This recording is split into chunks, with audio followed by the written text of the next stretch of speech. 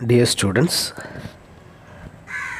we are starting a new area in financial accounting, that is accounting for share capital.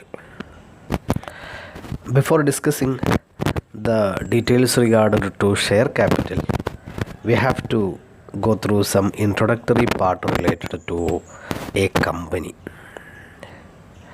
According to section 220, section 2 subsection 20 of Companies Act 2013, a company means a company incorporated under the Act of 2013 or any other previous company laws. ഒരു കമ്പനിയെ ഈ act പ്രകാരം define ചെയ്യുന്നത് company is A company incorporated under companies act 2013. Companies act 2013 പ്രകാരം incorporate ചെയ്ത register ചെയ്ത കമ്പനീനെയാണ് company എന്ന് വിളിക്കുക. Or under any previous company law, അതല്ലെങ്കിൽ ഇതിന് മുമ്പുള്ള ഏതെങ്കിലും കമ്പനി ലോ പ്രകാരം. 2013 മുമ്പ് പ്രബലമായിട്ടുള്ള കമ്പനീസ് ആക്ട് എന്ന് പറയുന്നത് കമ്പനീസ് ആക്ട് 1956 ആണ്. അപ്പോൾ കമ്പനീസ് ആക്ട് 1956 പ്രകാരമുള്ളത്, അതല്ലെങ്കിൽ ഇതിനു മുമ്പുള്ള കമ്പനി ചാർട്ടർ പ്രകാരമുള്ളത്, ഇങ്ങനെ ഏതെങ്കിലും കമ്പനീസ് റൂൾ പ്രകാരം രജിസ്റ്റർ ചെയ്ത കമ്പനി, അതല്ലെങ്കിൽ കമ്പനീസ് ആക്ട് 2013 പ്രകാരം ഇൻകോർപ്പറേറ്റ് ചെയ്ത കമ്പനി, ഇതിനെയാണ് കമ്പനി എന്ന് വിളിക്കുക. Then chief justice Marshall USA ഒരു ഡെഫിനിഷൻ കൂടിയുണ്ട്. A company is a person, artificial person. Company is an artificial person. It is a person, artificial, intangible and existing only in the eyes of law. It is a person. ഈ പേഴ്സണെ കുറിച്ച് പറയുകയാണ്, ആർട്ടിഫിഷ്യലാണ്, അല്ലെ, കൃത്രിമമായിട്ടുള്ള പേഴ്സണാണ്, ഇൻടാഞ്ചിബിളാണ്, തൊടാൻ കഴിയില്ല, and existing only in the eyes of law, നിയമത്തിൻ്റെ മുന്നിൽ മാത്രം, നിയമത്തിൻ്റെ കണ്ണിൽ മാത്രം നിലനിൽക്കുന്നതാണ്. Being a creature of law, it possesses only those properties which the character of its creation confers on it. ഇത്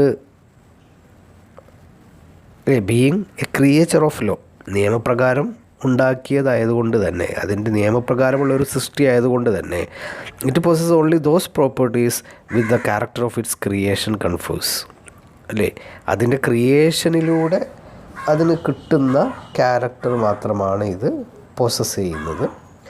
either expressly or incidental to existence, ഒന്നുകിൽ നേരിട്ട് തന്നെ എക്സ്പ്രസ് ആയിട്ട് കിട്ടുന്ന റൈറ്റ്സാണ്, അതല്ലെങ്കിൽ പ്രത്യേകതകളാണ്, അതല്ലെങ്കിൽ അതിൻ്റെ നിലനിൽപ്പ് കൊണ്ട് കിട്ടുന്ന പ്രത്യേകതകളാണ്. It has no physical existence, ഫിസിക്കലായിട്ടുള്ള എക്സിസ്റ്റൻസ് ഇല്ല. നമ്മളൊരു വ്യക്തി എന്ന് പറയുമ്പോൾ ഭൗതികമായിട്ടുള്ളതാണ്. അപ്പോൾ ഇത് ഫിസിക്കൽ എക്സിസ്റ്റൻസ് ഇല്ല, but exist only in contemplation of law, നിയമത്തിന് മുന്നിൽ മാത്രം നിലനിൽക്കുന്നതാണ്. ഇങ്ങനെയുള്ള ഒരു വ്യക്തിയാണ്, ആർട്ടിഫിഷ്യൽ പേഴ്സണാണ് കമ്പനി എന്ന് ഈ ഡെഫിനിഷൻ പറയുന്നത്. Next we are going through some features or characteristics of a company. ഈ ഫീച്ചേഴ്സ് കൂടി പറയുമ്പോൾ കമ്പനിയെക്കുറിച്ചൊരു ധാരണ കിട്ടും. First, it is an association of persons. Company എന്ന് പറഞ്ഞു കഴിഞ്ഞാൽ ഒരുപാട് വ്യക്തികൾ കൂടിയുള്ള ഒരു സംഘടനയാണ്. പ്രൈവറ്റ് കമ്പനി, പബ്ലിക് കമ്പനി, ഇങ്ങനെ പല ടൈപ്പ് കമ്പനികളുണ്ട്. ഓരോ കമ്പനികൾക്കും മിനിമം ഇത്ര പേഴ്സൺ ഉണ്ടാവണം എന്നൊക്കെ പറയുന്നുണ്ട്. അപ്പം അങ്ങനെ ഒരു ഗ്രൂപ്പ് ഓഫ് പേഴ്സൺസാണ് കമ്പനിയുടെ ഒരു പ്രത്യേകത. Second, independent legal entity, separate legal entity. It has a separate independent legal existence. നിയമപരമായി ഇതിന് ഒരു സെപ്പറേറ്റ് നിലനിൽപ്പുണ്ട്. നമ്മൾ പാർട്ട്ണർഷിപ്പിൽ ഇല്ലാത്ത ഒന്നാണ് സെപ്പറേറ്റ് ലീഗൽ എക്സിസ്റ്റൻസ്. 2 പാർട്ട്നേഴ്സ് ഉണ്ട്, ഒരു പാർട്ട്ണർ ഞാനില്ല എന്ന് പറഞ്ഞു കഴിഞ്ഞാൽ അതോടുകൂടി ആ പാർട്ട്ണർഷിപ്പ് അവസാനിക്കും. കമ്പനിയുടെ കേസിൽ അങ്ങനെയല്ല. ഒരു 10 പേര് കൂടി ഒരു കമ്പനി ഫോം ചെയ്തു, ഒരു മെമ്പർ പറയുകയാണ് ഞാൻ കമ്പനി വിടുകയാണ് എന്ന് പറഞ്ഞാൽ ആ കമ്പനി അയാൾ വിടുക എന്നല്ലാതെ കമ്പനിയുടെ എക്സിസ്റ്റൻസിനെ ബാധിക്കുകയില്ല. It has a separate legal existence. Then limited liability. The liability of members in a company is limited to the extent of their capital. ഒരു കമ്പനിയിലെ ഒരു ഷെയർ ഹോൾഡർ, ഒരു മെമ്പർ, അയാൾ ഒരു 1000 രൂപ ഷെയർ കോൺട്രിബ്യൂഷൻ നൽകാമെന്ന് ഗ്യാരണ്ടി ചെയ്ത് കഴിഞ്ഞാൽ, പറഞ്ഞു കഴിഞ്ഞാൽ, അയാളുടെ ലാബിലിറ്റി എന്ന് പറയുന്നത് പരമാവധി ഈ ഒരു 1000 രൂപയാണ്. Limited liability of members are limited to the extent of capital they would contribute, they agreed to contribute. The next common seal. Company എപ്പോഴും ഒരു സീല് ആണ് അതിൻ്റെ ഒരു ഐഡൻറ്റിറ്റി ആയിട്ട് നമ്മൾ ഏത് ഡോക്യുമെൻറ്റിലും ഉപയോഗിക്കുന്നത്. ഇപ്പോൾ കോമൺ സീലൊക്കെ ഒഴിവാക്കിയ ഒരു സാഹചര്യമാണ്. Then transferability of shares. Share transferability. The shares in A company can be easily transferred. നമ്മൾ നേരത്തെ പറഞ്ഞു സെപ്പറേറ്റ് ലീഗൽ എക്സിസ്റ്റൻസ് ഉണ്ട്. 10 പേര് തുടങ്ങിയ കമ്പനിയിൽ 10ാമൻ പറയുകയാണ് ഞാൻ കമ്പനി വിടുകയാണെന്ന് പറഞ്ഞാൽ അയാളുടെ ഷെയർ അയാൾ മറ്റാർക്ക് വേണമെങ്കിലും ട്രാൻസ്ഫർ ചെയ്യാവുന്നതാണ്. അതിന് കമ്പനീനെ നിലനിൽപ്പിനെ ബാധിക്കുകയില്ല. It is easily transferable. The next separation of ownership and management. In most of the cases company is managed by a professional management. പ്രൊഫഷണലായിട്ടുള്ള മാനേജ്മെൻറ്റാണ്, പേഴ്സൺസാണ്, പലപ്പോഴും പ്രൊഫഷണൽസാണ് കമ്പനി മാനേജ് ചെയ്യുക. ഇതിൽ കോൺട്രിബ്യൂട്ട് ചെയ്യുന്ന വ്യക്തി ഷെയർ ഹോൾഡർ എന്ന് പറഞ്ഞു കഴിഞ്ഞാൽ he's only the contributor of capital contribute ചെയ്യുന്ന ആൾ മാത്രമായിരിക്കാം. പലപ്പോഴും എല്ലാ ഷെയർ ഹോൾഡേഴ്സും കമ്പനി മാനേജ് ചെയ്യില്ല. There is differences between company management and owner എന്ന് പറഞ്ഞാൽ മാനേജ് ചെയ്യണമെന്നില്ല. There is separation between ownership and management. Then perpetual existence. Perpetual എന്ന് പറയുമ്പോൾ കണ്ടിന്യൂസ് എക്സിസ്റ്റൻസ്. ഒരു സ്ഥായിയായ സ്ഥിരമായ നിലനിൽപ്പുണ്ട് കമ്പനിക്ക്. Company will exist in the eyes of law separately. ഏതൊരു വ്യക്തിയുടെ തീരുമാനവും കമ്പനിയുടെ നിലനിൽപ്പിനെ ബാധിക്കുകയില്ല. കമ്പനി വിൽ എക്സിസ്റ്റൻസ് അല്ലേ, അത് ആർട്ടിഫിഷ്യൽ പേഴ്സൺ ആണ്. അപ്പം അത് നിയമപരമായി ക്രിയേറ്റ് ചെയ്ത വ്യക്തിയാണ്. നിയമപരമായി തന്നെ ക്ലോസ് ചെയ്തിട്ടില്ലെങ്കിൽ company will existence. And corporate finance. കമ്പനിയുടെ ഫണ്ടിൻ്റെ പ്രത്യേകത ഏതെങ്കിലും 1 2 കുറച്ച് ആളുകൾ കോൺട്രിബ്യൂട്ട് ചെയ്യുന്നതല്ല. It is a corporate finance. These are some of the features of a joint stock company. Then next we will discuss some more theory areas. One is advantages or merits of joint stock company. നമ്മൾ single ownership business, partnership business ഇതുമായിട്ട് compare ചെയ്യുമ്പോൾ what are the advantages for a company or company form of ownership? First one, large capital. Capital is collected from public by issue of shares, so it can collect a large amount of capital. Partnership ആകുമ്പോൾ പാർട്ട്നേഴ്സിന് limit ഉണ്ടാവും, അവരിൽ നിന്ന് കിട്ടുന്ന amount മാത്രമേ ഉണ്ടാവുള്ളൂ.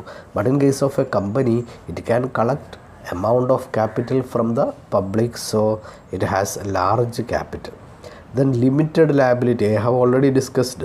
The liability of members of a company is limited to the extent of their capital. ഒരു share ഹോൾഡറുടെ ബാധ്യത എന്ന് പറയുന്നത് അയാൾ കോൺട്രിബ്യൂട്ട് ചെയ്യുന്ന ക്യാപിറ്റലുമായിട്ട് ലിമിറ്റഡ് ആയിരിക്കും. അപ്പോൾ ലിമിറ്റഡ് ലാബിലിറ്റിയാണ് ഒരു advantage. Then stability of existence, നമ്മൾ പറഞ്ഞു സെപ്പറേറ്റ് ലീഗൽ എക്സിസ്റ്റൻസ് അല്ലേ, ഒരു സ്ഥായിയായ കണ്ടിന്യൂസ് എക്സിസ്റ്റൻസ് ഉണ്ട്. അത് കമ്പനിക്കുള്ള ഒരു അഡ്വാൻറ്റേജാണ്. പാർട്ട്ണർഷിപ്പ് അങ്ങനെയല്ല. 5 പേര് പാർട്ട്ണർഷിപ്പ് തുടങ്ങിക്കഴിഞ്ഞ് ഒരു പാർട്ട്ണർ പറയുകയാണ് നാളെ മുതൽ ഞാൻ ഈ പാർട്ട്ണർഷിപ്പിന് ഇല്ല എന്ന് പറയുമ്പോൾ ആ വ്യക്തി മാത്രമല്ല പോകുന്നത്, അന്ന് തൊട്ട് ആ 5 പേര് തമ്മിലുള്ള പാർട്ട്ണർഷിപ്പ് അവസാനിക്കും. ഇവിടെ അങ്ങനെയല്ല, കമ്പനിയുടെ കേസിൽ അത് ബാധകമല്ല. Then economies of scale.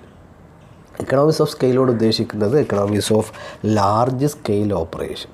Company എന്ന് പറഞ്ഞു കഴിഞ്ഞാൽ ഒരു ലാർജ് സ്കെയിൽ എൻറ്റിറ്റിയാണ്. അപ്പോൾ പലപ്പോഴും ലാർജ് സ്കെയിൽ പർച്ചേസ് അല്ലേ, ബാർഗെയിനിങ് പവറൊക്കെ കൂടുതലായിരിക്കും. അപ്പോൾ അതുകൊണ്ട് തന്നെ ലാർജ് സ്കെയിൽ ഓപ്പറേഷൻ്റെ എല്ലാ ബെനിഫിറ്റുകളും ഉണ്ടാവും അല്ലേ. നമ്മൾ 10 യൂണിറ്റ് വാങ്ങുന്നതും 10 ലക്ഷം യൂണിറ്റ് വാങ്ങുന്നതും ഒരേ പ്രൈസിലാവില്ല.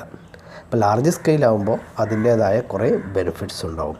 ദെൻ സ്കോപ്പ് ഫോർ എക്സ്പാൻഷൻ, മറ്റൊരു ബെനിഫിറ്റായിട്ട് പറയുന്നത് എക്സ്പാൻഡ് ചെയ്യാനുള്ള സ്കോപ്പുണ്ട്. ഒരു കമ്പനിയുടെ പ്രത്യേകത it can further collect capital, further expand അല്ലേ, വീണ്ടും പുതിയ ഏരിയയിലേക്ക് എൻ്റർ ചെയ്യാൻ സാധിക്കും.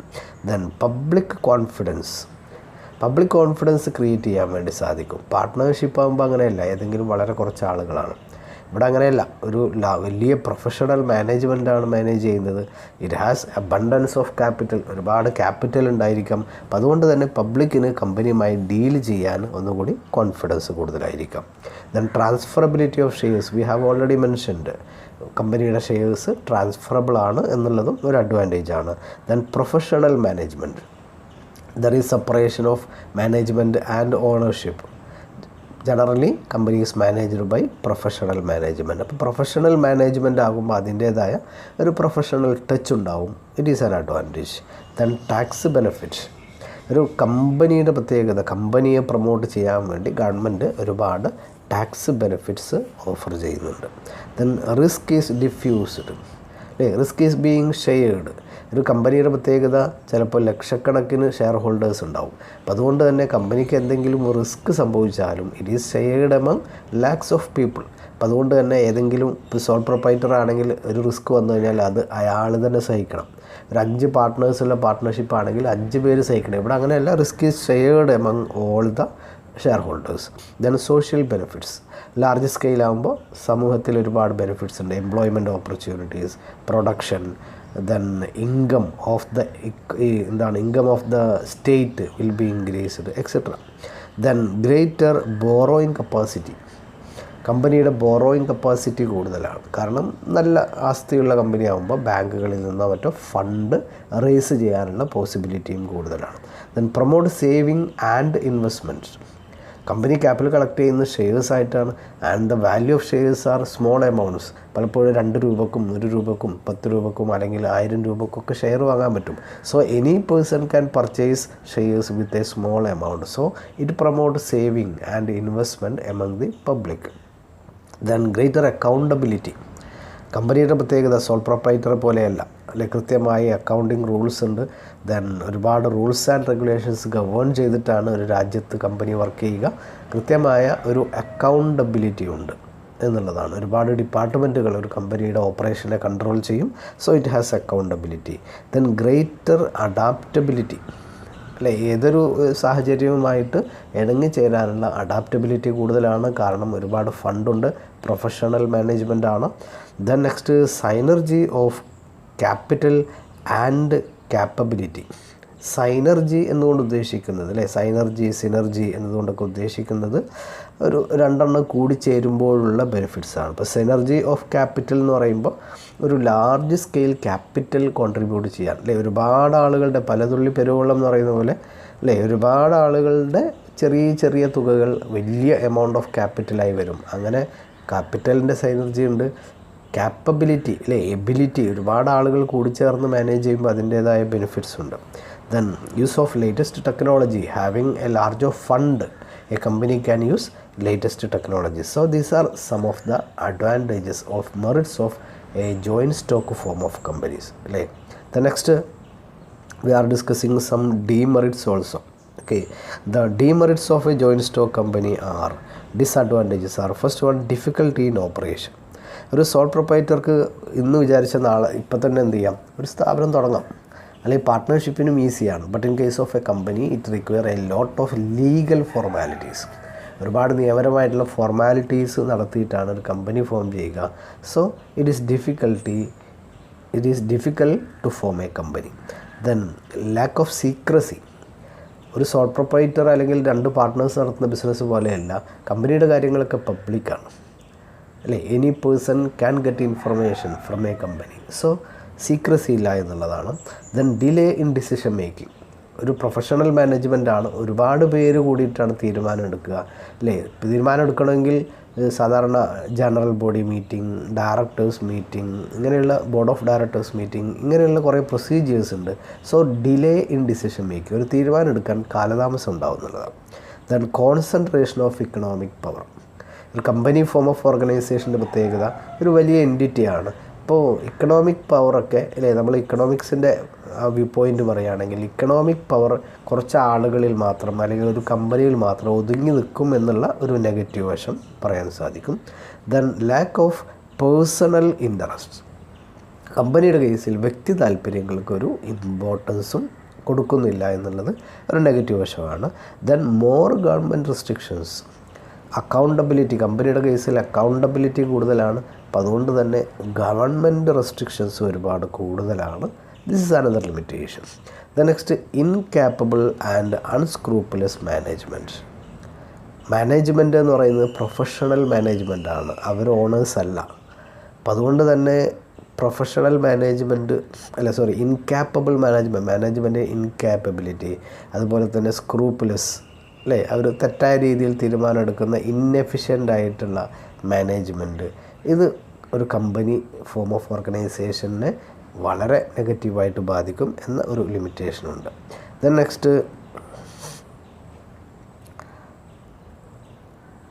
8.1 undue speculation in shares of the company. കമ്പനിയിൽ അനാവശ്യമായിട്ടുള്ള സ്പെക്കുലേഷൻ ഉണ്ടാവാൻ സാധ്യതയുണ്ട്. ഊഹക്കച്ചവടം എന്ന് പറയും അല്ലേ. കമ്പനിയുടെ ഷെയർ സ്റ്റോക്ക് മാർക്കറ്റിൽ ഡീൽ ചെയ്യാൻ ഏതൊരു വ്യക്തിക്കും സാധിക്കും. അപ്പം അതുകൊണ്ട് തന്നെ സ്പെക്കുലേറ്റീവ് ഡീലിംഗ് ഉണ്ടാവാൻ സാധ്യതയുണ്ട് എന്നുള്ളത് ഒരു ലിമിറ്റേഷനാണ്. Then next 9th impersonal work environment. Impersonal, വ്യക്തികൾക്ക് പ്രാധാന്യം നൽകാത്ത ടൈപ്പ് വർക്ക് എൻവയോൺമെൻറ്റാണ് കമ്പനി എന്ന് പറഞ്ഞു കഴിയുമ്പോൾ. കമ്പനിയിൽ വ്യക്തികൾക്ക് ഒരു പ്രാധാന്യവുമില്ല. അപ്പോൾ അതുകൊണ്ട് ഇംപേഴ്സണലായി മാറിപ്പോകുമെന്നുള്ളതാണ്. ദ ന്യൂമറസ് റെഗുലേഷൻസ് അല്ലേ, 10th പോയിൻ്റ് പറയാവുന്നത് ന്യൂമറസ് റെഗുലേഷൻസ്, ഒരുപാട് നിയമങ്ങളുണ്ട് എന്നുള്ളതാണ്. ഒരു കമ്പനിക്ക് ഇപ്പോൾ നമ്മൾ പ്രസൻറ്റ് സാഹചര്യമൊക്കെ കാണുന്നതാണ്. ഒരു കമ്പനിയെ തന്നെ നമുക്ക് ആ കമ്പനിയുടെ റെഗുലേഷൻ തന്നെ ഒരു 100 റെഗുലേഷൻ ഒരു കമ്പനി കീപ്പ് ചെയ്തില്ല എന്ന് പറയാൻ സാധിക്കും. കാരണം അത്രമാത്രം റെഗുലേഷൻസ് ഉണ്ട് എന്നുള്ളതാണ്. ഇതൊക്കെ നമ്മൾ കിറ്റക്സിൻ്റെ കേസിലൊക്കെ കാണുന്നതാണ്. ദ നെക്സ്റ്റ് ഒലിഗാർച്ചിക് മാനേജ്മെൻറ്റ് അല്ലേ. മാനേജ്മെൻറ്റ് പലപ്പോഴും എന്ന് പറയുന്നത് അവരുടേതായ ഒരു പ്രഭുത്വം കീപ്പ് ചെയ്തുകൊണ്ട് ഒരു ഭയങ്കര ഒരു ഉന്നതരാണ് എന്നുള്ള രീതിയിലേക്ക് പോകാൻ സാധ്യതയുണ്ട്. ആ ടൈപ്പ് രീതിയിൽ പലപ്പോഴും എംപ്ലോയീസിൻ്റെയോ അല്ലെങ്കിൽ സാധാരണ പബ്ലിക്കിൻ്റെയോ ഇൻട്രസ്റ്റുകൾ കീപ്പ് ചെയ്യാതെ, അത് പ്രൊട്ടക്റ്റ് ചെയ്യാതെ തീരുമാനമെടുക്കാൻ സാധ്യതയുണ്ട്. The next 12th conflict in interest. താല്പര്യങ്ങളിൽ ഇൻട്രസ്റ്റ് ആണ് ഇവിടെ ഉദ്ദേശിക്കുന്നത്. Conflict in interest between management and owners. ഓണേഴ്സിൻ്റെ അല്ലെങ്കിൽ എംപ്ലോയീസിൻ്റെ ഒന്നും ഇൻട്രസ്റ്റുകൾ പലപ്പോഴും മാനേജ്മെൻറ്റ് പ്രൊട്ടക്റ്റ് ചെയ്തുകൊള്ളുന്നില്ല. മാനേജ്മെൻറ്റ് പലപ്പോഴും അവരുടെ താല്പര്യങ്ങൾ പ്രൊട്ടക്റ്റ് ചെയ്യുന്ന രീതിയിൽ തീരുമാനമെടുക്കാൻ സാധ്യതയുണ്ട്. Then 13 lack of motivation and personal touch അല്ലേ. ഒരു മോട്ടിവേഷൻ അല്ലെങ്കിൽ പേഴ്സണൽ ടച്ച്, ഓണറും എംപ്ലോയിയും തമ്മിൽ അല്ലെങ്കിൽ മാനേജറും എംപ്ലോയിയും തമ്മിൽ ഒരു പേഴ്സണൽ ടച്ച് ഉണ്ടാവാൻ സാധ്യത കുറവാണ്. Then social evils. ഒരു കമ്പനി കൊണ്ട് ഒരുപാട് സോഷ്യലായിട്ടുള്ള വശങ്ങളുണ്ട് അല്ലേ. എൻവയോൺമെൻറ്റൽ പൊല്യൂഷൻ, അതല്ലെങ്കിൽ എംപ്ലോയീസിനെ അവരുടെ റൂൾസ് അവർക്ക് വേണ്ട റൈറ്റ്സ് ഒന്നും പ്രൊട്ടക്റ്റ് ചെയ്യാതിരിക്കുക, ഇങ്ങനെ ഒരുപാട് സോഷ്യൽ നെഗറ്റീവ് ആസ്പെക്ട്സ് കൂടി ഉണ്ട്. The next separation between ownership and management. ഓണർഷിപ്പും മാനേജ്മെൻറ്റും രണ്ടാണെന്നുള്ളതൊരു നെഗറ്റീവ് വശമായിട്ട് പറയുന്നു. കാരണം പലപ്പോഴും ഒരു മാനേജർ തന്നെയാണ് ഓണറെങ്കിൽ അയാൾ എടുക്കുന്ന പോലുള്ള തീരുമാനമാവില്ല സെപ്പറേറ്റ് ഓണർ അല്ലാത്തൊരു മാനേജർ എടുക്കുന്ന തീരുമാനം. അതൊരു ലിമിറ്റേഷനായിട്ട് പറയുന്നു. Then next fraudulent promotion and management.